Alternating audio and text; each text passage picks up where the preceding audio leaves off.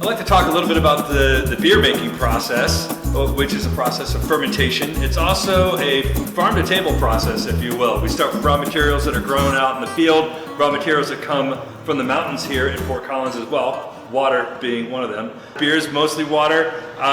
We use water in many parts of the brewing process, but primarily for mixing with malted barley, which is a seed that grows in a field. This is what's called Pilsner malt. It grows as a seed, it's germinated and kilned. The kilning temperature determines the color of your beer, and the amount of malt that we use determines the strength of your beer later on. In addition to water and malt, the other two primary ingredients of beer are hops and yeast. Hops you can think of as the spice of beer. There's a lot of different varieties of hops. We add it during the boiling process, and during boiling we extract bitter compounds from the hops and also lots of beautiful flavors and aromas. Many different varieties of hops for lots of different kinds of beer that can give your beer anything from peppery, spicy flavors to floral, piney, dank flavors and aromas, if you will, in your beer. So the hops balance out the malt. We start here at this vessel. This is called the mash mixer. We first crush up the grain in a mill, which is behind us. That crushed grain comes into this vessel and mixes with hot water at a very specific temperature. The temperature we vary to create different types of beers, sweeter beers or drier beers. It can drastically affect our flavor. So we mix all that up in this vessel. There's a mixing paddle inside.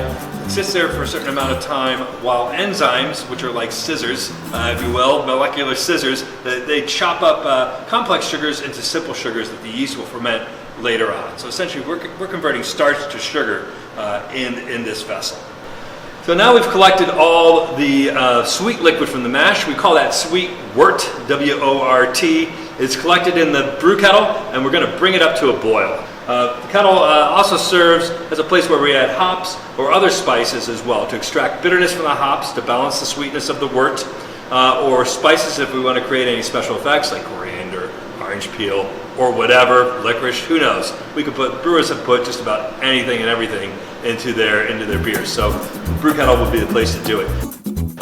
After we've sterilized the liquid, what we call wort, in the brew kettle and whirlpool to separate out the solids, hops, etc. in the brew kettle, our next step is to cool that liquid down to a temperature of around 68 Fahrenheit for ales or around 50 Fahrenheit for lagers. We do that through a heat exchanger, which is this device over here. It kind of looks like the car radiator. We have water going in one direction, hot wort going in the other direction, and as we cool the wort down, we recollect the hot water for reuse for another brew or mostly for cleaning in this brewery.